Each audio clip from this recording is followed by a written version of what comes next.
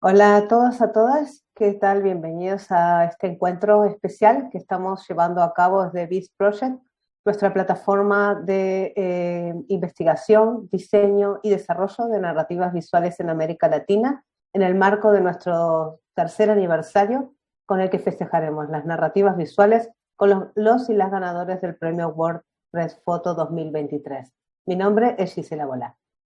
Hola, yo soy Marcela Vallejo y junto a Gisela vamos a hacer esta conversación con cuatro de los ganadores del WordPress Photo para Sudamérica. Bienvenidos y bienvenidas. Lo vamos a hacer de la siguiente manera. Primero, vamos a escuchar a cada uno de los artistas y luego vamos a empezar una conversación a partir de algunos puntos y preguntas que surjan de la presentación de los proyectos de cada uno y cada una. Entonces, en ese sentido, la primera persona será Fabiola Ferrero y su proyecto ganador es No puedo oír los pájaros. Ganó en la categoría de proyectos a largo plazo. Bien, cabe destacar que Fabiola Ferrero es periodista, fotógrafa, nacida en Caracas, Venezuela, y utiliza su experiencia como reportera desarrollando proyectos visuales a largo plazo sobre América Latina y especialmente sobre la crisis de Venezuela. Fundó, entre otros de los tantos proyectos en que participa Fabiola, Semillero Migrante, que es una plataforma para un programa de mentores en torno a la fotografía y la migración. Bueno, Fabiola, bienvenida. Vamos a compartir tu trabajo y nos gustaría que nos compartas un poco de todo el proceso que ha sido el desarrollo del proyecto. Muchas gracias. Sí, como dijeron, el proyecto en inglés se llama I Can Hear the Birds y en español se llama No oigo los pájaros. Es un título que viene de un poema de mi poeta venezolano favorito que se llama Eugenio Montejo, que se llama Debo estar lejos porque no oigo los pájaros. Entonces, en algún momento la búsqueda se centró mucho en el duelo migratorio o en el duelo que queda cuando tu familia se va al país y te quedas dentro del país. Y eventualmente esa idea de duelo se fue extendiendo y el proyecto ya no es solamente sobre lo que queda después de la migración, sino en general lo que queda cuando se destruye la idea de país que tienes o la idea de futuro que tienes. Entonces, un poco también tener un duelo por un futuro que no logró existir y que tenía su base además en un ideal muy romantizado eh, de la idea casi fantástica que tiene cierta parte de la población venezolana del país que porque tenía petróleo era tan rico que teníamos ya el futuro garantizado, ¿no? Y como eso, a raíz de la crisis económica, se fue disolviendo ante nuestros ojos. Y bueno, es un proyecto que va, como pueden ver, evidentemente explorando el centro de la economía de Venezuela, que es la producción petrolera, pero también de ahí se desprenden otras cosas, más allá de la crisis económica, que es también la destrucción de la cultura, la destrucción de la memoria, que pasa por la destrucción de las universidades, de los libros, de los archivos que existen en el país, de la investigación científica, todas esas otras pequeñas destrucciones un poco más silenciosas que están por allí en las zonas rurales del país, que están fuera de la capital. Entonces ha sido una exploración de varios años, es aproximadamente unos 6 años de trabajo, eh, que fue como por distintos capítulos hasta llegar al cuerpo de trabajo que fue presentado al WordPress este año. Y esencialmente lo hice como una búsqueda interna, pues obviamente siendo mi país, siendo toda mi familia migrante, incluyéndome a mí también, tenía un interés por explorar lo que eso me estaba generando internamente, pero también conectar ese mundo interno con lo que yo estaba viendo alrededor, ¿no? Y qué puntos en común había entre lo de adentro y lo de afuera.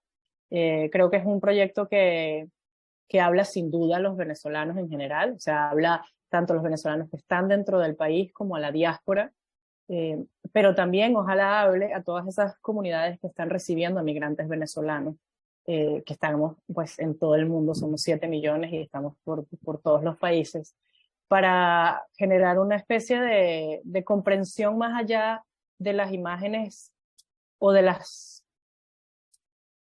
lo que uno puede encontrar en prensa, que sin dudas siempre le va a faltar un poco de capas, porque pues no se puede pedir tampoco tanto a las pequeñas notas que podemos conseguir en los periódicos. En este caso quiero dar un poco más de contrastes y mostrar las distintas dimensiones de la crisis y también cómo afecta en lo emocional, ¿no? Entonces, habla principalmente a eso, ¿no? A los venezolanos dentro, venezolanos fuera, comunidades que nos reciben, y pues ya evidentemente también me encantaría llegar a audiencias internacionales en general que quieran entender esta crisis que salió además por tanto tiempo en tantos diarios, en tantos periódicos hace unos años y de repente dejó de recibir atención, ¿no? Esa crisis sigue ocurriendo, sigue estando allí y hay trabajos o hay partes del trabajo que parecen más un barco hundiéndose y hay otras partes del trabajo que parecen más la madera que queda flotando sobre el agua. Entonces, esas dos crisis que van ocurriendo al mismo tiempo. De eso se trata I Can Hear the Birds. Gracias, Fabiola. Ahora seguimos con Yohis Alarcón de Ecuador, ¿no? El proyecto de Yohis es Cambiando y ella ganó en formato abierto. Sí, solo para tener en cuenta, Yohis es fotoperiodista freelance y narradora visual radicada en Ecuador. Su trabajo se centra en temas relacionados con la justicia social, los derechos humanos, la identidad y el género. Yohis es exploradora de Nat Geo y miembro de Azul Fotógrafas, Fluxus Foto y Fisura.co. Bienvenida, Yohis. Gracias, Gise, Marce y a Vist por invitarnos. Bueno, este proyecto se llama Shifting y no tiene una traducción literal en español porque shifting es una transición que hacen los adolescentes cuando quieren escapar de su realidad. Entonces, shifting es como un mundo imaginario que ellos crean a través de diarios y es a donde se quieren trasladar. Entonces, es más como un estado mental a donde ellos se dirigen cuando no quieren estar en una situación presente. Y este es un proyecto colaborativo entre Valentina, que es una nena que yo conocí cuando tenía 7 años y ahora es una adolescente que tiene 13 y ya mismo cumple 14 años. Y su madre estuvo privada de libertad en varias ocasiones por tráfico y tenencia de pequeñas cantidades de microtráfico de marihuana. Y bueno, Valentina fue creciendo con esta ausencia y de su madre, ¿no? Y bueno, en este contexto de lo que es la criminalización de las drogas en Ecuador. Yo conocí a la mamá de Valentina hace muchos años. Ella es cantante de rap y yo estuve muy involucrada siempre con el rap, con el hip hop, y viví una experiencia personal, familiar, directamente relacionada con la cárcel por temas de tenencia y microtráfico de marihuana. Entonces, como familiar de una persona privada de libertad, pude, digamos, vivir de primera mano lo que significa la justicia social en las cárceles del Ecuador, considerando que en Ecuador 3 de cada 10 personas que están en la cárcel es por una razón relacionada con las drogas. Y el 80% de ellos son jóvenes menores de 30 años que no tienen un perfil criminal y que ha sido su primera vez en prisión y están pagando condenas de entre 3 a 10 años, la mayoría de ellos. La situación de las cárceles en Ecuador es devastadora. El año anterior hubieron más de entre 400 y 500 muertes de forma violenta. Y mientras todo esto sucedía, mujeres como Iblun, la mamá de Valentina, pasaban sus días en privación de libertad con unas políticas extremas de distanciamiento que no les permiten relacionarse con sus hijos y con sus familiares. El 90% de mujeres presas en Ecuador son madres y de este 90%, como el 60% están ahí por temas relacionados con drogas, específicamente con microtráfico. Yo empecé este proyecto preguntándome si esta realmente era la solución, o sea, si es que seguir encarcelando a personas podría solucionar el tema del narcotráfico. Y no tengo una respuesta clara, pero tengo muchísimas más preguntas que siguen cuestionando profundamente todas las capas de lo que es el microtráfico, entendiendo sobre todo esta otra parte, ¿no? La parte de atrás de las rejas. Entonces, eso fue lo que queríamos proyectar en este video. Utilizamos varios recursos con Valentina, hicimos un workshop de fotografía con ella, aprendimos ambas fotografía análoga porque yo tampoco tenía idea de cómo funcionaba, y Valentina hizo su capítulo con un diario de vida de lo que ella estaba pasando en la tercera vez que su madre estaba privada de libertad. Luego utilizamos también el recurso de la ilustración para contar dar un contexto histórico, ¿no? De cómo fue su situación, de dónde se encuentra ella y también para ilustrar el relato de su madre que estaba privada de libertad en ese momento. Entonces, habíamos trabajado con varias entrevistas y mensajes de voz entre Valentín y su mamá, y ese es el hilo narrativo de la historia, junto con el diario de Valentina digamos, mis imágenes que fueron realizadas en diferentes cárceles del Ecuador desde hace varios años, en donde tenía el acceso porque dábamos talleres de hip hop y de arte urbano. Entonces, así se generó como esta complicidad también de alguna manera, sobre todo con las mujeres, tanto mujeres privadas de libertad como mujeres que son familias de privados de libertad, ¿no? Entonces también como mujer me sentí identificada en este sistema penitenciario. Entonces, como mujer, ¿cómo estás acompañando, cómo estás sobrellevando esta situación penitenciaria que es realmente dolorosa? Y sobre todo la distancia, la desesperación, no sabes qué está pasando ahí adentro, porque como acá dicen, la cárcel es el cementerio de los vivos. Entonces, sí, es prácticamente despertarte cada mañana y no saber si está vivo, está muerto, está castigado, qué pasa. Y mientras tanto seguir viviendo como nada ha cambiado, ¿no? Como todos los grandes tiburones de esto siguen nadando en un océano que tiene otras disputas, que tiene otros campos de poder, que tiene otros beneficiarios, pero que sus consecuencias en las familias, en los más pequeños, en las nuevas generaciones, se siguen produciendo. Y está dirigida en realidad comenzó como un diario de intercambio entre ellas, es decir, que su mamá sepa qué está pasando con Valentina y Valentina con su mamá, pero nada, ahora está abierto como para una reflexión creo que general, ¿no? Porque esta historia se replica en todo el mundo, de distintas maneras, pero dialoga. Listo, muchas gracias, Joyce.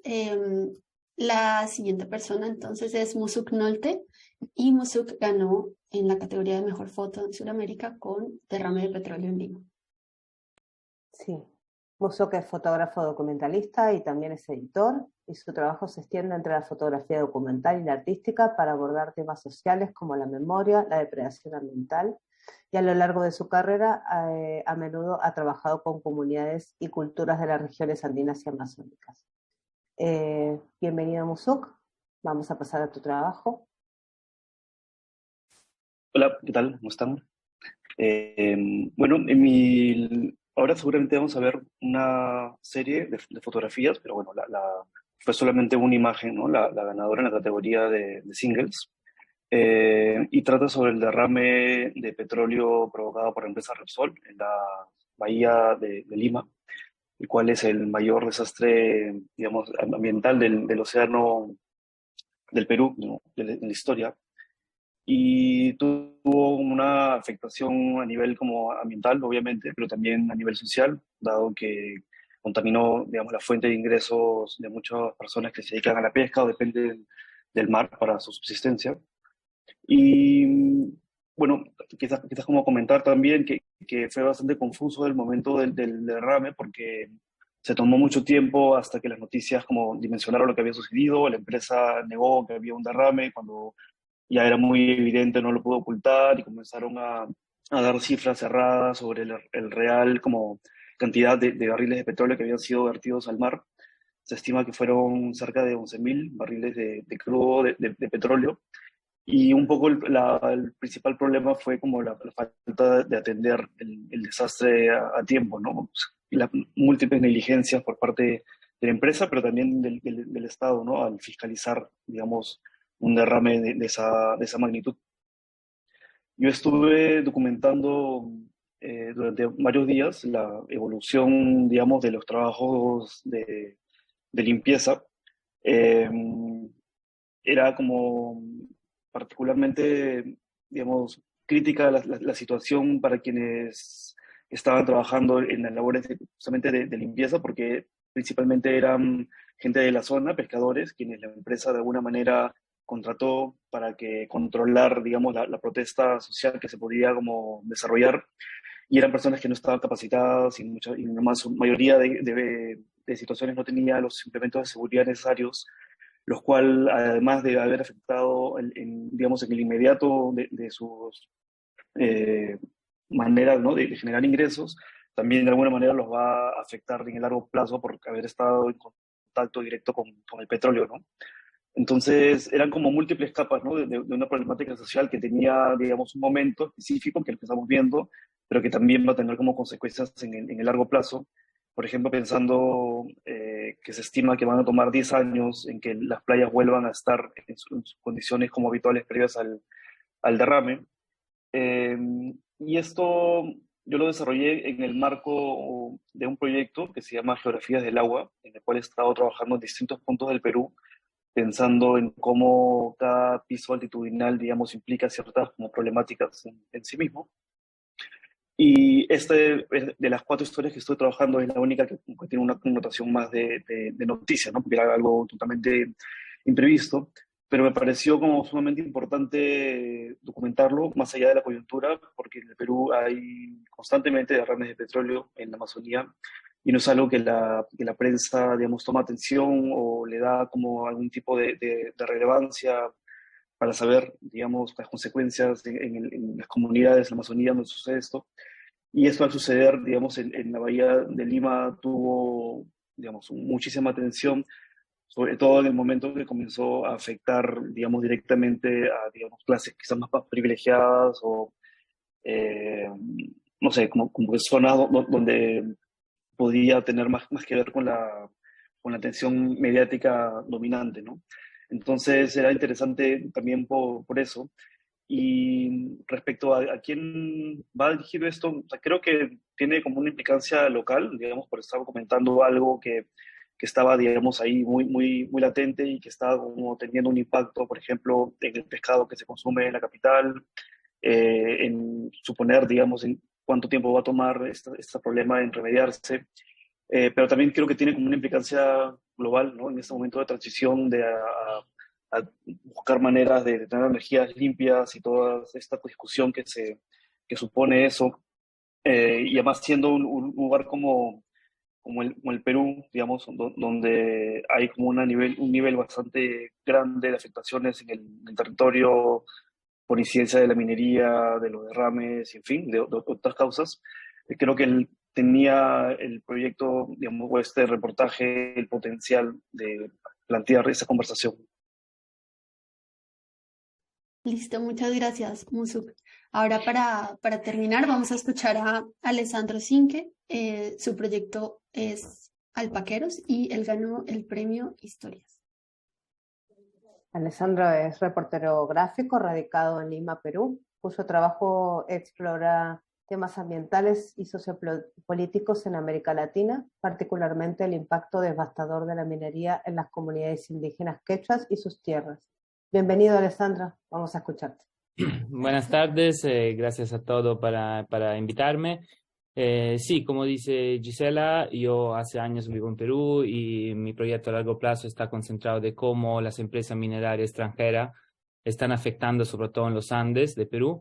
Y entonces, trabajando en este proyecto, descubrí la historia de los alpaqueros, porque muchas de las comunidades que yo visité en estos años y que sigo visitando, trabajan con crías de alpaca, que me dijeron que no solo el problema era por el tema de contaminación del agua, sino también el calentamiento global estaba afectando una fuente de economía en los Andes, que eran los alpaqueros. Entonces decidí de profundizar y este proyecto trata de cómo el calentamiento global está afectando la sociedad altoandina de Perú, y de cómo también se está intentando de hacer algo al respecto con un centro gubernativo que está intentando de utilizar la tecnología para ayudar a los alpaqueros, pero también habla para mí de neoliberalismo de alguna manera, porque básicamente las empresas extranjeras al final compran la fibra de los alpacas para después venderla en Estados Unidos, en Europa, donde sea, y pagan muy poco lo que son los criadores, los alpaqueros. Entonces, si pienso por qué lo hice porque Básicamente Perú como que me adoptó como país. Entonces yo estaba un poco cansado de la imagen que salía un poco estereotipizada de Perú, sobre todo en el extranjero. Entonces estaba buscando algo que todos conocieran de Perú, porque a veces veo que en la prensa extranjera el Perú no es un país tan hablado. Entonces estaba buscando algo que todos conocieran para poner la atención de la realidad y de la situación que hay en los Andes.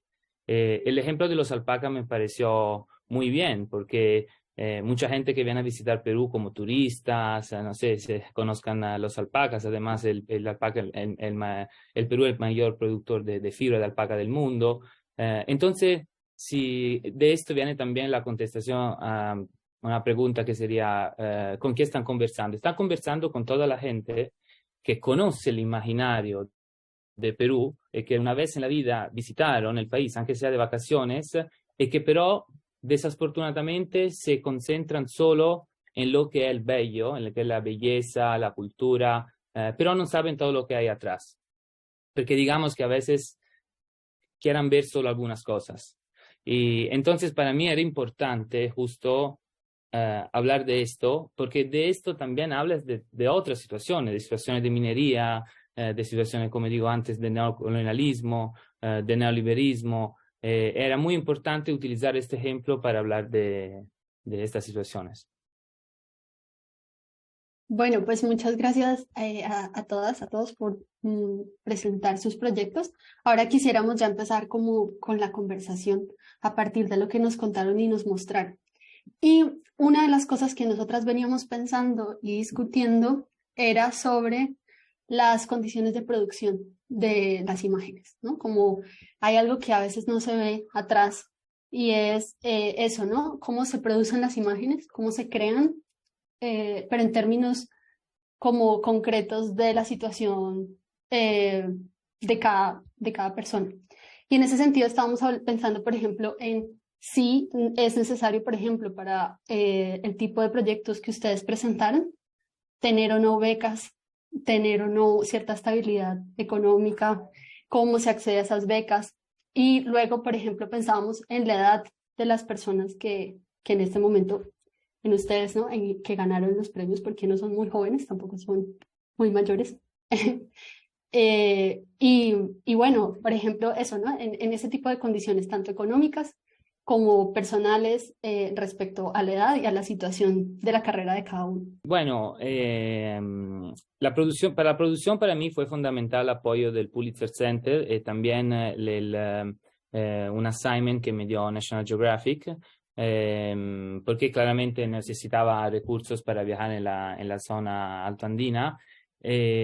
Para contestar a la otra pregunta, cuánto importante, yo creo que no es fundamental, pero una situación económica estable te puede seguramente ayudar para concentrarte en lo que quiere decir, porque claramente si alguien tiene problemas que en su cabeza hay cómo voy a pagar la renta o cómo voy a comprar comida, seguramente como saca fuerza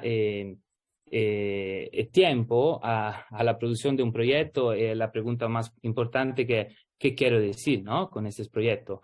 Entonces, para mí, yo también hablo de una situación que digamos privilegiada, en el sentido que pude decidir en mi vida dónde vivir, porque con mi pasaporte italiano decidí de vivir a Perú. Entonces, sé y soy consciente que la mía es una situación privilegiada, pero al mismo tiempo me gustaría utilizar de alguna manera estos privilegios para al final evidenciar a más gente posible lo que está pasando en un país, como que vuelvo a repetir, que me acogió en las comunidades andinas que yo respeto y que empezamos a tener una relación. Claramente este trabajo fue también, yo no pude hacerlo solo, en el sentido que yo trabajo con un periodista indígena quechua que se llama Vidal Merma desde que llegué. Y yo creo que nosotros somos como un equipo, somos un team, donde yo no llego a entender, primero por el quechua, en el sentido que yo hablo solo español, pero también un tema cultural, donde yo no es como un escambio. Él me da algunas informaciones, yo la analizo, de mi visión, y juntos intentamos de sacar un proyecto que sea lo menos exótico, por lo menos lo intento, para no dar una representación de Latinoamérica que es una representación vieja de los años 80 que tampoco era justa esta representación, pero para intentar de desarrollar un lenguaje, ¿sabes? Donde cosmopolita y globalizado, ¿no? Donde dos personas se encuentran de cultura diferente e intentan de hablar de una historia. Bueno, en mi caso, siguiendo inversamente, sí, o sea, definitivamente, o sea, desde hace bastante tiempo trabajo de manera independiente y eso supone estar como muy atento a las posibilidades de financiamiento, digamos, aplicables o concursables que están disponibles y eso es interesante, digamos, porque te da obviamente recursos económicos para poder desarrollar proyectos, pero también creo que te pone de alguna manera en mirar de perspectiva lo que estás haciendo, para dónde estás haciendo, cómo lo estás comunicando y más allá de eso, sin perder también de vista, digamos, que uno está tratando de trazar digamos, una manera en cómo acercarse a ciertas historias, tratando de establecer, digamos, una relación de largo plazo, de entendimiento, de investigación, donde uno puede tener quizás un poco más de legitimidad para hablar sobre ciertos temas, porque, digamos, ha estado ya mucho tiempo, ha conocido muchas problemáticas, y creo que en ese caso, digamos, las posibilidades de financiamiento son como claves, ¿no? En mi caso particular, estuve trabajando gracias a una beca de Berta Foundation, que es una fundación que tiene un proyecto bastante interesante que trata de unir a activistas con periodistas de investigación y algunas veces permite, digamos, entrar a personajes como atípicos como yo, que soy un fotógrafo, y pertenecemos a un grupo donde tenemos reuniones como periódicas, donde conversamos nuestros progresos, pero también recibimos capacitaciones sobre otras problemáticas que están sucediendo. Y justamente el tema del año pasado fue el agua, ¿no? Entonces, específicamente el caso del derrame no fue algo obviamente que yo podía prever, pero que hacía sentido involucrarlo.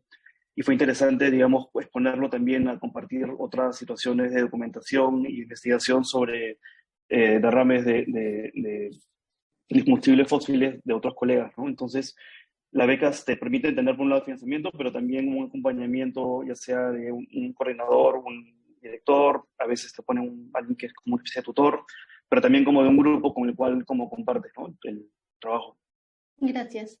Bueno, para mí, las becas tienen un impacto, obviamente, en el financiamiento, pero creo que las becas también generan comunidad, generan espacios como redes de apoyo, tanto técnico como en investigación, y también, porque bueno, las becas en las que he participado, he tenido la suerte de estar acompañada por mentores y por colegas que han sido también un soporte emocional, porque por lo menos en este proyecto en el que yo he trabajado, sí ha tenido un alto impacto, ¿no? Y también necesita una investigación especializada en varios temas, y yo he sentido sobre todo eso, porque en mi experiencia sí me he arriesgado a empezar así como de la nada por una necesidad instintiva, primaria, no sé, de poder contar esto, ¿no? Y de encontrar la manera de contarlo.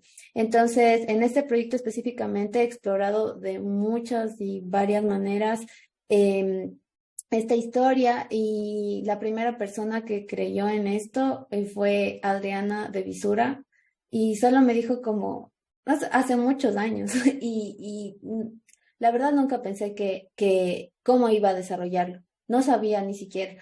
Entonces, esas personas, aunque no sean tal cual becas específicas para el proyecto, te van abriendo el camino. Y para mí las becas, las organizaciones son esto, ¿no? Luego trabajé con el premio de la Fundación Gabo y de Open Society para nuevas narrativas sobre drogas, y también nos dieron charlas, nos dieron una formación especializada que te abren perspectivas y formas para contar historias y no como recaer en esas formas estereotipadas de representación, pero también de creación. Entonces, estar a la par y ahí también va lo de la edad, ¿no? Con gente contemporánea y también intergeneracional, de poder dialogar, de poder mostrar el proceso, también te hace creer en el proceso, ¿no? Entonces, para mí las becas son eso, y obviamente el financiamiento es, o sea, te pone en diálogo con el tiempo también, ¿no? Porque quizás cuando tú empiezas algo, lo empiezas suave, vas como buscando las maneras de, dándote los tiempos, pero el hecho de tener un financiamiento con una beca y tener un deadline es como lo hace concreto.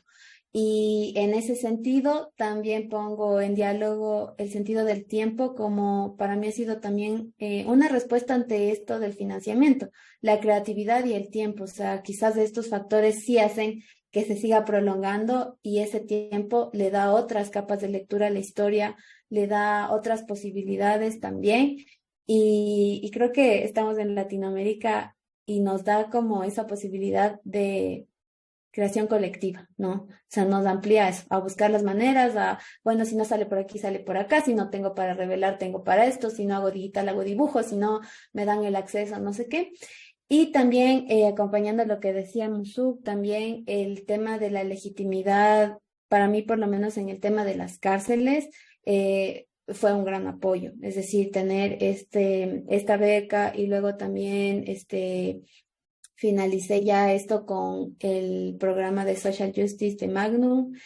Y ahí también, o sea, fue como tener estos respaldos, te dan una credibilidad institucional en mi caso, pero al mismo tiempo te dan, debes saber cómo manejarlos. O sea, no siempre, no siempre es bueno andar como, no sé, como hay que ser muy clara y muy sensata y muy honesta con cómo ir manejando estos espacios y estratégica también, ¿no? De cómo te vas moviendo, de cuándo es el mejor momento, quizás es la manera o no, etcétera. Entonces yo sí me siento como muy agradecida por todas estas posibilidades y relaciones que se han forjado. Y también no tenía nada de experiencia en video, así, cero experiencia.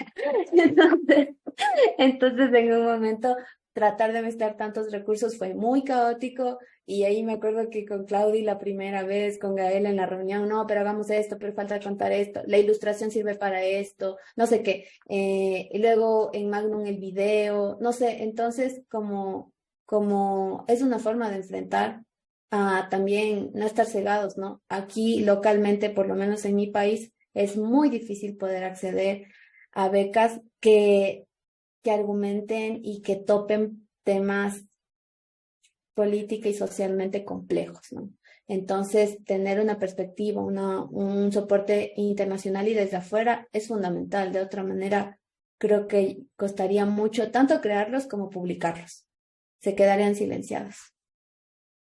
El caso del proyecto de largo aliento, sí creo que 80% fue hecho gracias a becas, yo creo, pero también hay una mezcla allí de assignments, o sea, asignaciones de las que fueron saliendo imágenes. También hubo, sobre todo al principio, hubo mucho de poner mi propio dinero. Y lo que hablas de la edad, y no realmente la edad en sí, sino la evolución de la carrera. O sea, digamos que los primeros años yo no conseguía becas, pero conseguía muchos programas de mentoría. Entonces, por ejemplo, estuve en el Jupsoar Masterclass, donde trabajé un capítulo específico del proyecto. Estuve en el programa de Seven, entonces allí también desarrollé una parte. Y así iba como buscando más bien guía, hasta que en algún momento, que es mi parte favorita de hacer proyectos, que es cuando tú lo estás buscando y de repente es el proyecto el que te empieza a llevar a ti. Cuando ya eso ocurrió, entonces empecé a aplicar a financiamientos más grandes. Y el último capítulo, que es prácticamente la mitad de la selección que mandé al WordPress, fue hecho gracias a la Fundación Carmiñac. Varios capítulos anteriores también, como Yogi, son gracias a Magnum Foundation, ¿no? Que realmente ha sido como lo que ella dice, o sea, no fue solamente una cosa de dinero, sino que te van acompañando a lo largo de los años para que vayas encontrando la claridad de qué es realmente lo que estás buscando y además que tengan o sea, que eso va cambiando con el tiempo, ¿no? Yo creo que en algún momento el proyecto era una cosa y después fue otra y ahora es otra y así. Y por eso también me parece importante como trabajar los temas con tiempo, porque no solamente el tema evoluciona en sí, sino que evoluciona cómo tú te relacionas con él, ¿no? Y esa paciencia es lo que termina dándote un poquito más de claridad. Y ahorita, apenas ahora, después de 6 años, es que lo presenté por primera vez al WordPress. O sea, yo nunca había aplicado al WordPress antes de este año. Estaba enfocada primero en la formación, después en el financiamiento, y ahora el proyecto entra en la fase de mostrarlo y publicarlo. Entonces va como siguiendo su propio camino.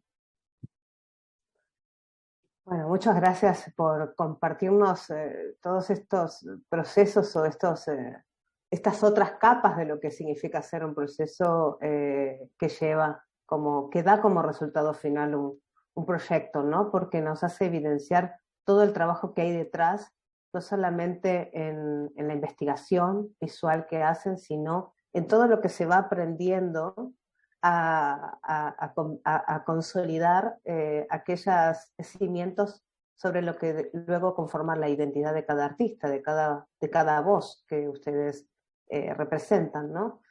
Y un poco ahora nos gustaría ir hacia el lugar de las narrativas, el lugar del lenguaje, y preguntarles acerca de la importancia en que las narrativas visuales se han abierto en sus formatos, ¿no? No solamente desde las narrativas visuales y desde el formato visual propiamente dicho, sino también desde lo interdisciplinario, ¿no? Todo lo que se abre en función de lo que significa crear un proyecto, hacer una serie de fotos, hacer una investigación visual en cuanto a lo que mencionabas, Johis, respecto a la incorporación de la posibilidad de pensar en que puede formar parte el video, el dibujo, los textos, o lo que comentaba Alessandro acerca de trabajar con una persona como un investigador, un periodista, o involucrarse con personas más afines a las ciencias sociales y a un montón de otras disciplinas en las que antes quizás no formaban parte del universo de lo que era hacer un proyecto fotográfico puramente, ¿no? Entonces, pensando en estas narrativas abiertas, que hoy es ya una categoría y es algo que está en debate dentro de la fotografía contemporánea, ¿no? En la que pensamos las narrativas, queríamos preguntarles eso, ¿cómo sienten esos cambios? ¿Qué importancia le dan a que el lenguaje se abra y a detectar sobre todo todos aquellos insumos que necesito, además de la foto propiamente dicha? ¿Cómo detectar qué necesita el trabajo?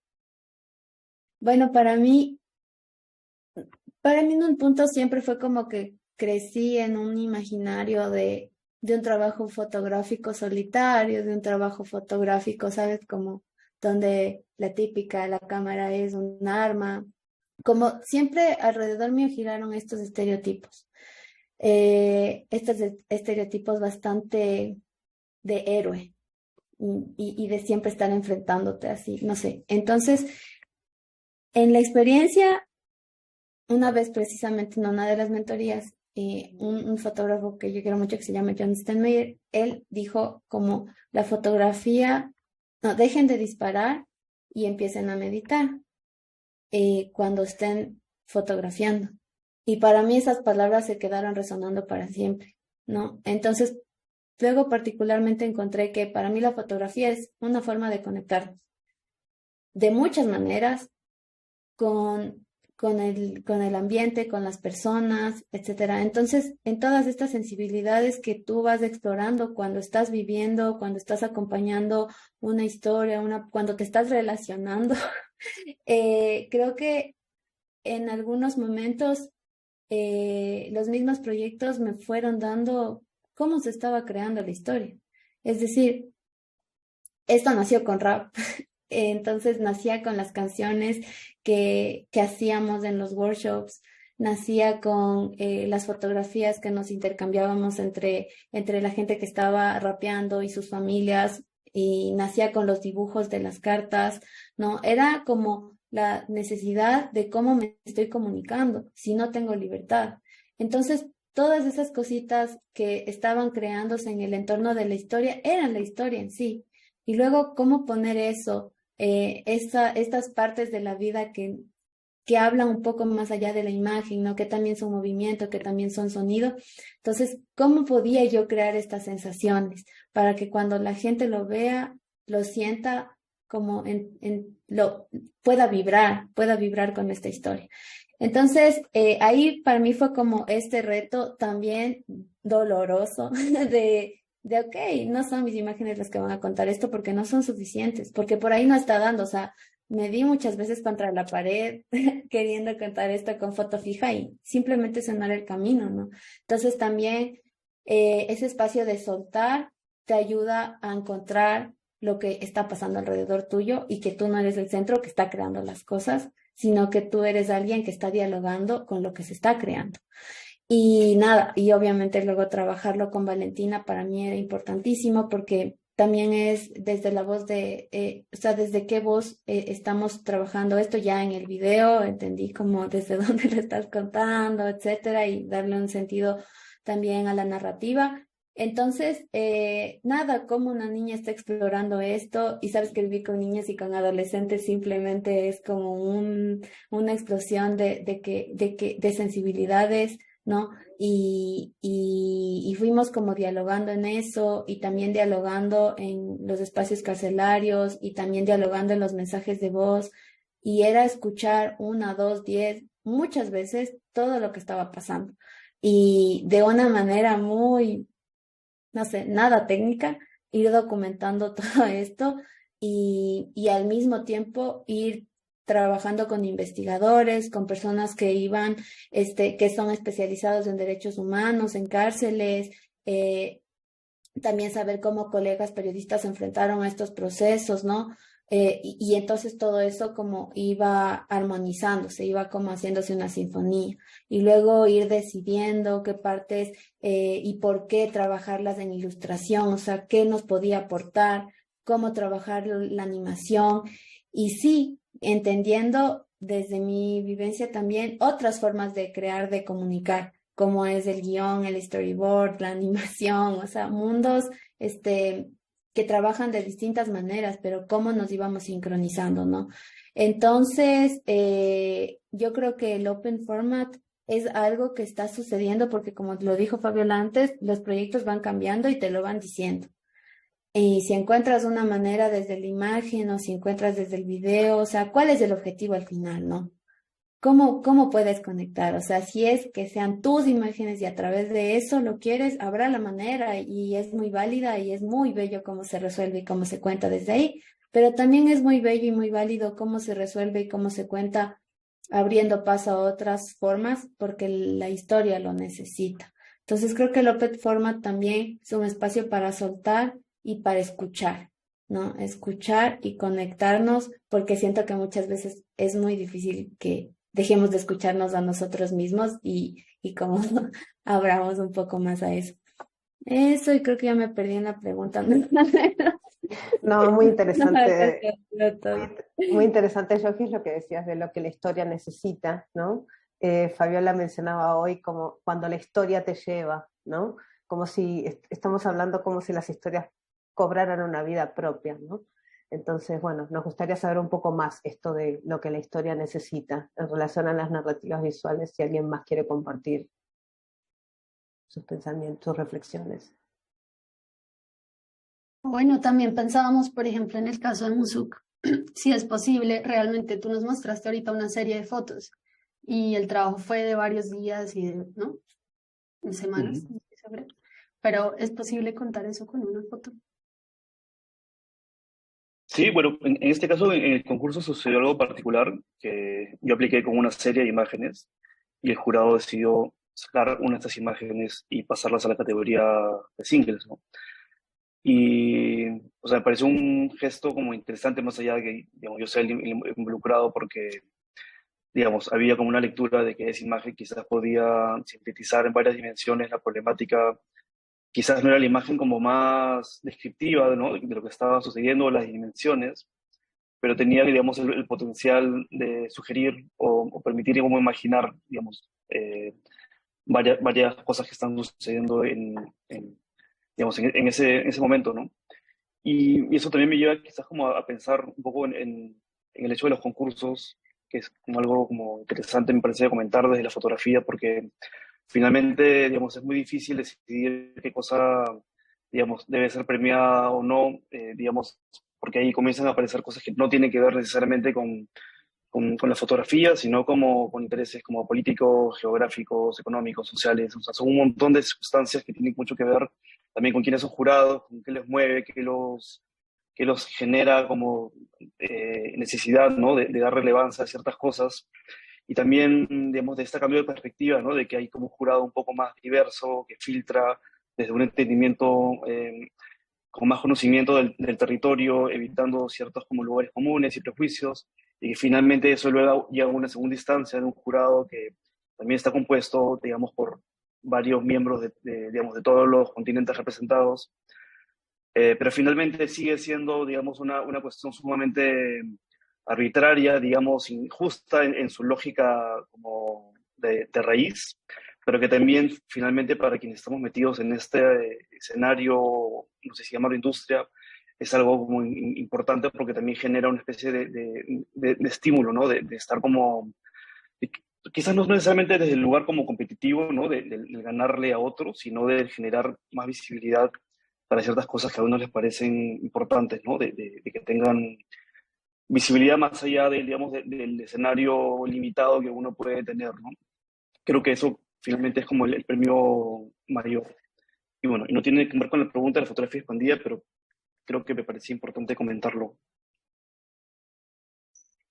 También o sea, creo que estamos muy acostumbrados a pensar en términos de los resultados. Entonces es como, ¿por qué hacerlo de esta manera para que el resultado sea este? Pero también si nos movemos un poquito de terreno y pensamos en el proceso, creo que es en esa experimentación y en ese intentar otras cosas que dialoguen con tu fotografía y en ese, como decía Jorge, que además suscribo todo lo que dijiste porque lo dijiste de una forma muy, muy bonita, el salirte tú del centro y convertirte en alguien que dialoga con otros elementos desde una horizontalidad, ayudan al proceso a que después se genere el trabajo en sí. Porque muchas veces pensamos que estamos trabajando en algo que va a ser el proyecto y en realidad es solamente algo que tienes que sacar del medio para que entonces nazca el proyecto. Y en ese proyecto, en ese proceso, digo, esa expansión es necesaria. Porque si nos quedamos con una visión de túnel todo el tiempo y con un solo medio y con una sola manera, yo siento que los proyectos quedan como cortos.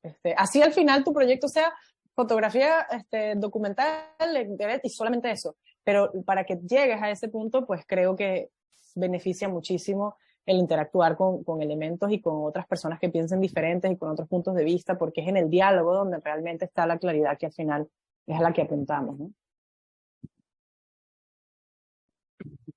¿Para cuánto tiene que ver mi percorso? Digamos que para mí, y esto contesto también un poco a la pregunta de antes, como que tenemos una edad que no somos muy jóvenes, pero tampoco muy viejo. Yo creo que para mí fue importante el hecho de mudar a Perú, porque yo antes iba viajando a Perú, en el sentido que estabas en Italia, 2, 3 veces al año viajaba a Perú, y después sentí como la necesidad de estar allá todos los días. Entonces creo que el trabajo de alpaqueros es un trabajo que viene de las experiencias de la mudanza, donde yo pude escuchar todos los días el noticiero e ingresar más en la cultura, cosas que puede ser que antes no entendía al 100%. Y por esta razón decidí de dividir el trabajo en dos. Si nosotros vamos a ver el trabajo, son 10 fotos, son 5, que son la transhumancia, el tema de la Pachamama, la importancia de los alpacas en las comunidades, pero la otra 5 habla de solución. Porque para mí es importante, estamos al punto donde tenemos que encontrar solución para el calentamiento global, porque ya a nivel de storytelling mundial sabemos que hay este problema. Entonces es importante que la fotografía para mí, como forma de arte, puede hacer ascender una reflexión sobre el tema, ¿no? Y yo intento, por ejemplo, de utilizar, me da muchísimo encanto todo lo que está pasando con la fotografía, con lo que decía Ionis, me encanta el hecho de utilizar cosas diferentes, mezclarla, porque hablamos más lenguaje, la gente está dispuesta a escuchar más lenguaje, porque anche solo, no sé, si vemos Instagram, como cambió en los últimos 10 años, antes eran solo fotos, ahora son video vertical, entonces cambia el formato, ingresa el audio, ingresa la imagen movida, es todo un cambiamento. Io però non mi sento me siento que me encanta verlo el cambiamento, pero no me siento que lo puedo hacer, porque no es mi lenguaje. Entonces, para mí lo importante es quello que mucha gente entienda la historia que quiero contar. Por esta razón que hasta utilizo un lenguaje hasta clásico, ¿sabes? Como que si digamos fotografía clásica, pero hecha al día de hoy, primero porque yo soy una persona clásica, en el sentido que me gustan todos los trends musicales nuevos, pero al final siempre me quedo escuchando la ópera o la música clásica. Entonces creo que cuando un lenguaje universal como la fotografía se pone como idioma que mucha gente entiende, allá el fotógrafo tiene que decidir si se quiere ver como fotoperiodista o autor. Si se quiere ver como autor, va a utilizar un lenguaje que lo entiendan los adictos, la gente del trabajo, del business, ¿sabes? La gente, curadores de arte. Si tú quieres hablar a más gente posible, entonces tiene que utilizar un lenguaje que al día de hoy está considerado un lenguaje clásico, un lenguaje que como idioma se puede entender. Entonces, yo que me siento que no soy hacer el otro tipo de lenguaje, porque de verdad no lo soy hacer, me quedo con lo mío porque me gustaría que más gente pueda entender lo que quiero decir y lo que quiero visibilizar.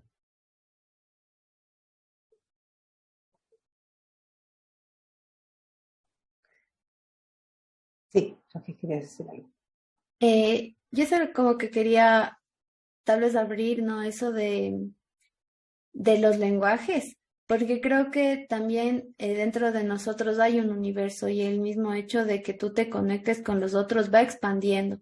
Entonces, más allá de qué recursos utilizas ya en el proyecto al final, como dice la Fabi, es como cuán abierto estás durante todo el proceso para encontrar estos switches, estos cambios, este shifting en el crear, en el conectar, en el entender, porque a la final los humanos nos vamos a conectar, o sea, vamos a vibrar con eso que estamos viendo de muchas maneras. Entonces, como tal vez esto de los nuevos formatos o las nuevas voces se regresan siempre a lo simple, como a encontrar esas esencias expandidas, ¿no? Y cada quien, creo que sí, de forma autoral, en un momento sabremos cómo comunicarlo, ¿no? Pero no tiene que ser tan complejo, más bien se va como, no sé, se va armonizando, simplificando, tal vez también sí alejarnos de lo nuevo y el open format como algo muy complejo, ¿no? Quizás es algo más simple, muy bello, muy sentido, también puede ser muy clásico, pero es como, no sé, como dejar abierto eso. Yo creo que también tiene mucho que ver con el proceso, ¿no? Lo que decía Fabiola, quizá Fabiola tiene fotos, pero digamos que su inicio tiene que ver con la poesía, ¿no? Entonces quizá también va por ahí la cosa, ¿no? Estamos pensando también en retomar un poquito algo sobre el hecho de que exista esta división por regiones. En el premio nos habla un poco de los lugares de enunciación, ¿no? Y a mí algo que me llamó la atención de lo que todas mencionaron al principio con la pregunta sobre las condiciones de producción es que el financiamiento viene de afuera, ¿no? Yohis creo que fue quien lo hizo más específico. En Ecuador ella contó que no era difícil encontrar ese tipo de financiamientos y creo que no es el único país donde eso sucede. Pero en este caso, más allá de eso, digamos, de esa condición o de esa forma de producir o de crear, también estábamos pensando en eso, en el lugar de enunciación y en la importancia que tiene o debe tener, no sé si esa es la forma de pensarlo, si es un asunto de ver, la cercanía de los autores, de las autoras con sus temas y con el lugar donde suceden los temas. En ese punto pensábamos, no sé si hubiese sido posible el trabajo de Fabiola, de ser abordado si la experiencia migrante no se hubiese sido en primera persona, ¿no? O qué distinto hubiese sido si la experiencia no era como lo es, ¿no? Desde la propia vivencia personal, o si el trabajo de Alessandro, como comentaste, el trabajo te pedía que te acerques cada vez más, ¿no? Y que te quedes, te radiques definitivamente en un lugar para poder desarrollar más desde el corazón de donde estás buscando, o en el trabajo de Yohis también pensándolo como en este vínculo, digamos, con la comunidad que te fue acercando, o bueno, por último Busuk, digamos, el estar viviendo ahí para tener vinculación con el acontecimiento, ¿no? Porque también es una serie que surge a partir de una investigación que ya venía realizándose, pero el acontecimiento te pide que estés en el aquí y ahora para poder acercarte a fotografiarlo, digamos, no te da tiempo a tomarte un avión.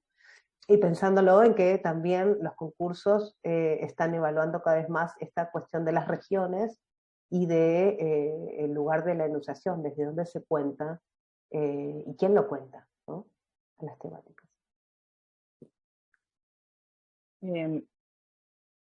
Yo creo que esto, pues empiezo diciendo que para mí me parece que en general, mientras más voces haya contando un solo tema, mejor. O sea, mientras tengamos como la visión del extranjero, que me parece valiosa, con el del local, con el que vivía pero ya no está. O sea, esos distintos, distintas voces que van contando algo, mientras más haya, a mí me parece que es mejor.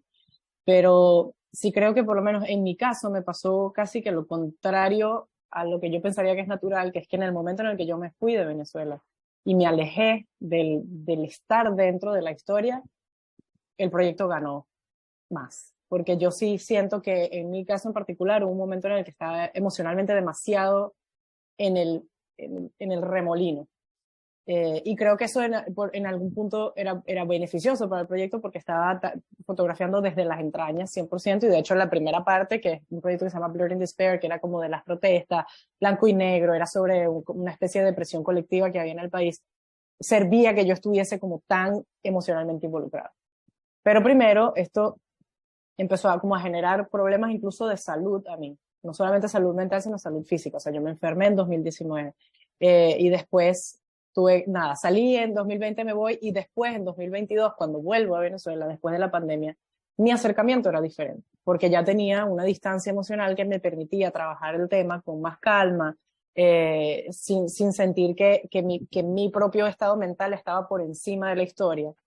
Entonces creo que es como un balance que a veces puede ser, digamos, un balance que tienes que buscar, porque a veces puede ser muy beneficioso porque efectivamente entiendes los códigos, entiendes el contexto, entiendes la historia, entiendes un montón de cosas, pero también cuando son temas en los que tú estás siendo arrastrada por ellos, pues te juega en contra. Entonces, ese equilibrio, o sea, no porque seas local necesariamente lo vas a narrar con más claridad. A veces lo narras desde las entrañas, y puede ser bueno o puede no ser bueno. En mi caso en particular, no me interesaba narrarlo desde allí.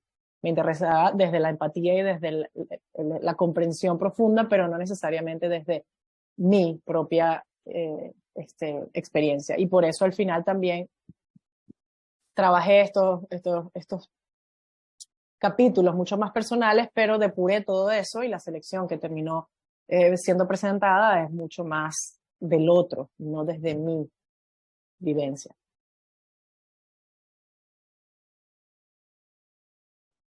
Gracias, Fabiola.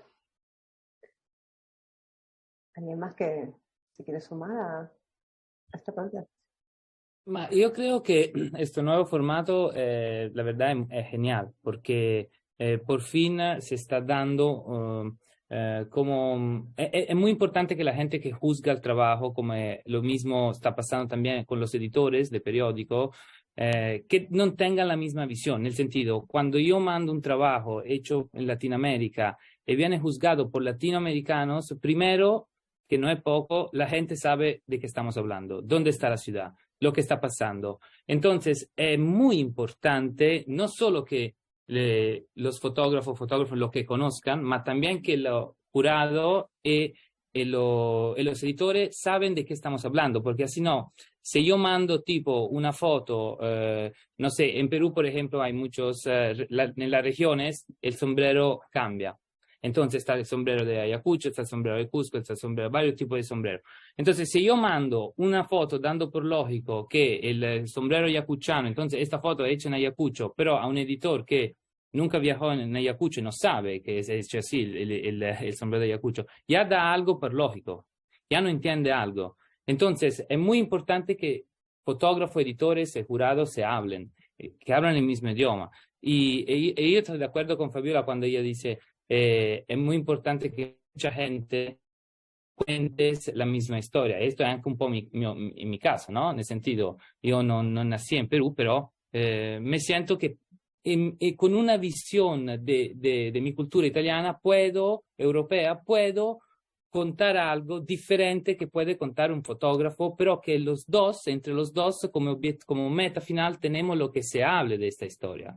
A públicos diferentes, con idiomas diferentes, pero que la importancia es hablar del tema, porque si es un tema importante como el calentamiento global, la contaminación del agua, la gente ya está mal de verdad.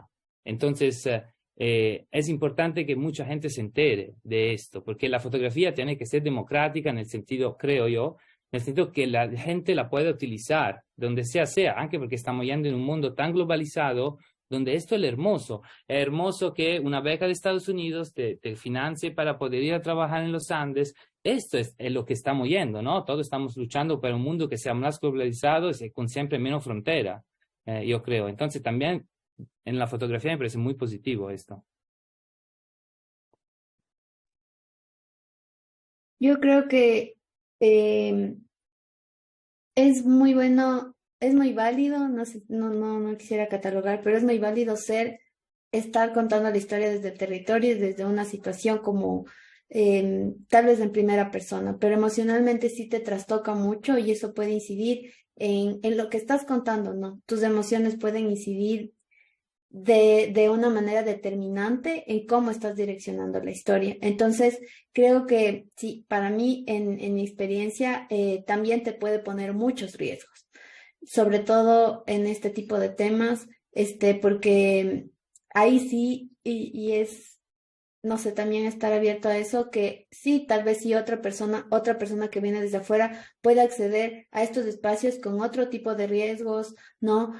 Porque al final tal vez también es necesario eso a veces, ¿no? Que venga alguien que pueda contar porque es necesario contarlo y luego salga, porque es la manera, ¿no? Y también hay que ser conscientes de eso. Digo, en el tema de las cárceles acá, eso se complejizó tanto que sí, quizás ahora la mejor manera es que venga alguien de afuera y se vaya, porque si tú te quedas tú, se queda tu familia, ¿sabes? Y te estás poniendo en un lugar que es complicado, que puede llegar a ser como bastante, no sé, violento. Entonces también creo que es válido eso. Y también, claro, como Fabi dice, si vives la historia, ¿no? Y estás tan implicada en esto, en un momento salir, para mí también fue esa experiencia. Yo cuando viví este tema, cuando estuve en los workshops y tal, y también cuando estuve en las visitas y los abogados, mi cabeza no daba para estar pensando en que voy a hacer fotos. Es más, era muy doloroso tratar de retratar esa situación, porque no querías verte en ese espacio que siempre te han visto, que siempre se ha visto, ¿no? Con ese estereotipo, con esa violencia, y que tú estás viendo, o sea, que es cruel. Entonces, para mí eso sí me impulsó y justo también una de las mentorías fue como dialogarlo y pensar, y ok, tú viviste eso, pero tú lo viviste a tu manera, pero permitir que las otras personas que están viviendo tal vez una situación similar, pero a su manera, puedan contarlo a su manera, ¿no? Entonces, el haberlo vivido sí crea conexiones, sí te hace entender un contexto, sí te aterriza muy bien como en todo, en lo que está detrás de la escena, ¿no? Para mí, te da una razón primordial de seguir tomándotelo en serio y sabes por qué y para qué lo estás haciendo, o sea, pero también, alejarte, te ayuda a saber desde dónde conectar, y para mí los respiros en estos trabajos son fundamentales, o sea, son fundamentales porque te aterrizan también a ti en ese espacio. Entonces creo que eso, y respecto a lo del tema de las categorías en los concursos, a mí me parece maravilloso todas las posibilidades que se abren de entendiendo nuestro territorio, porque también los momentos que tiene el concurso, ¿no? O sea, son momentos como locales, pero luego también son momentos globales. Entonces, me parece muy bien, como decía Alejandro, que personas que entienden, que tienen un contexto, una simbología, que vibran con el territorio, puedan escoger o puedan argumentar, puedan pasar por este proceso de jurado local y luego sean ellos también y ellas quienes lleven esto a un espacio global, ¿no? Entonces, también eso es importante porque si bien digamos, tenemos las regiones, también tenemos como esa visión de todo el mundo. O sea, las fotos tienen para mí esa magia de que si pasó en el otro lado del mundo y son tan fuertes y te trastocan, te trastocan. O sea, así estés viviendo debajo del agua, o sea, estás ahí. Y a mí ese proceso me parece muy válido, ¿no? Por las representaciones que se crean, las narrativas que se fortalecen, pero también el diálogo y la resonancia que luego se da finalmente en este proceso específicamente del WordPress.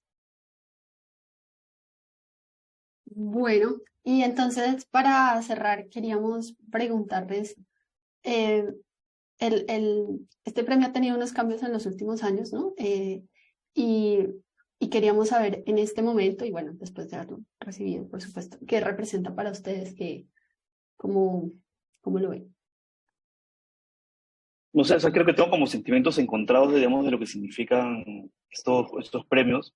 Digamos, uno cuando decide aplicar uno se hace como un mundo de ideas, de si esa fotografía está como, digamos, en el escenario de interés o no, si va a ser relevante.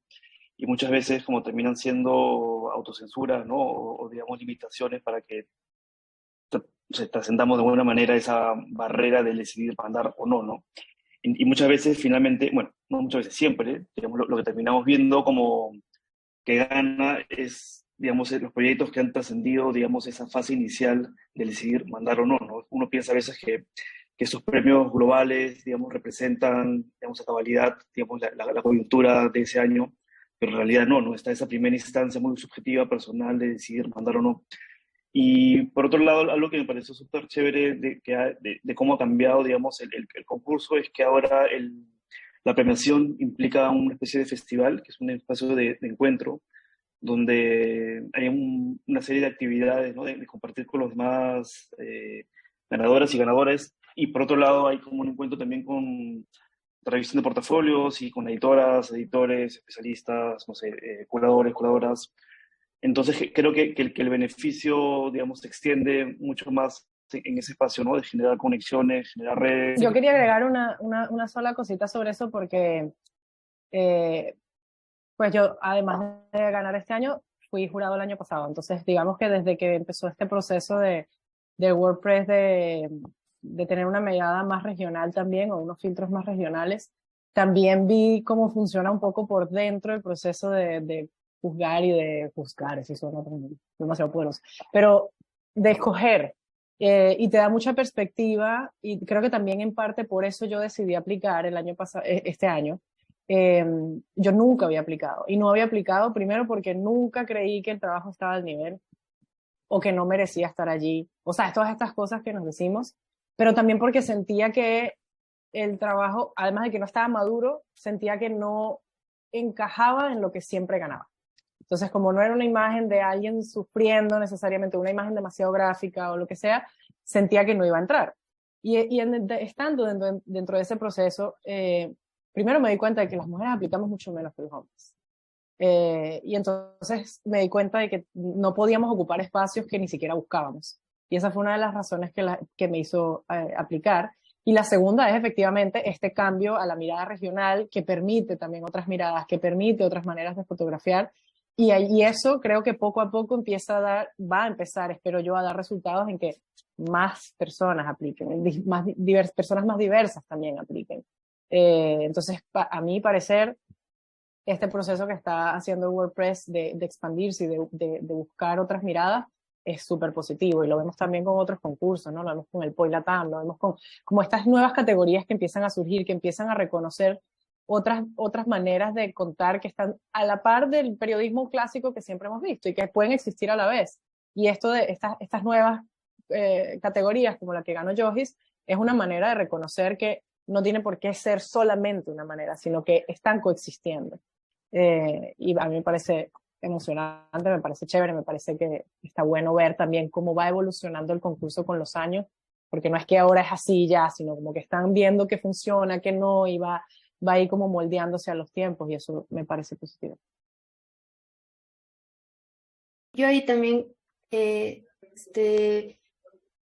una decisión bastante compleja a veces aplicar esto de los concursos, porque en un momento puede ser una presión muy fuerte. y siento que tal vez es también porque, no sé, ¿no?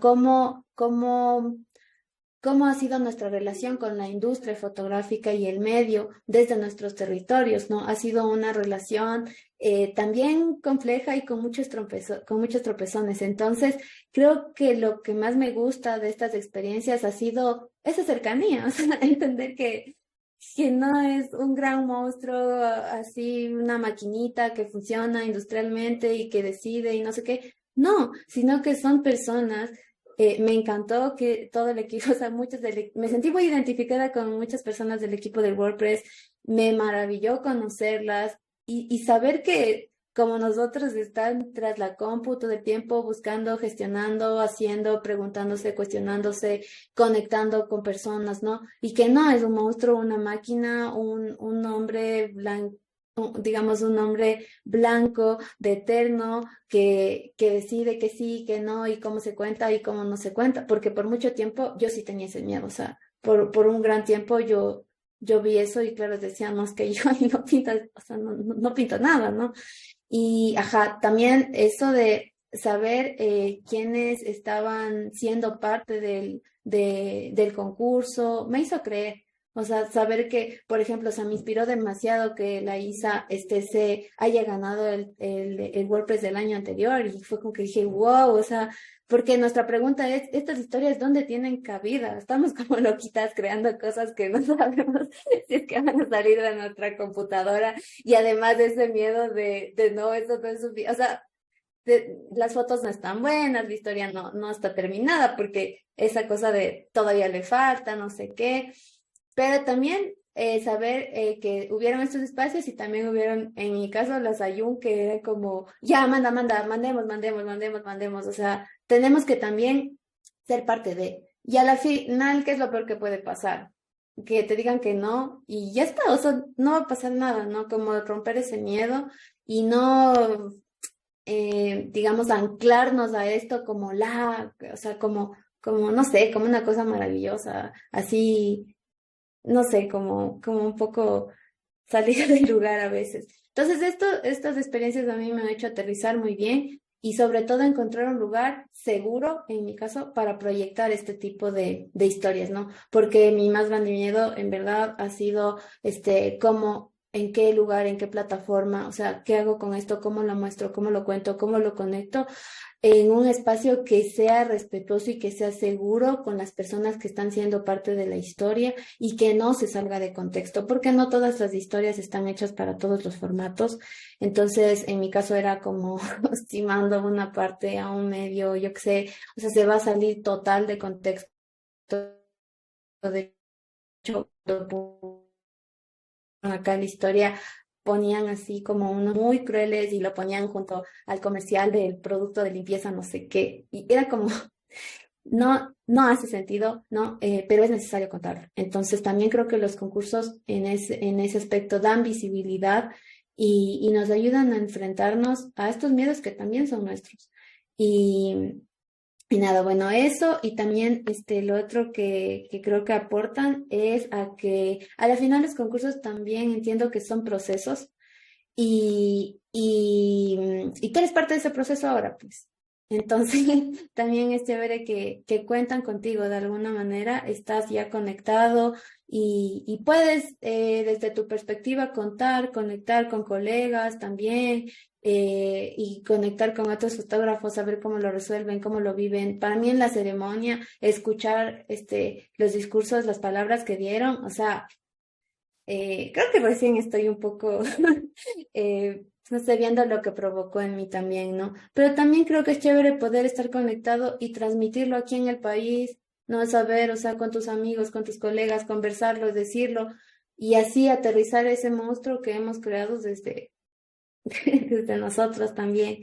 Entonces, creo que está bueno eso, que todos estamos cambiando y conectando. Bueno, de eso se trata la conversación, ¿no? La invitación a festejar juntos, ¿no? A poder entender cuáles son esos procesos y poder abrazar todo lo que significa generar un proyecto, ¿no?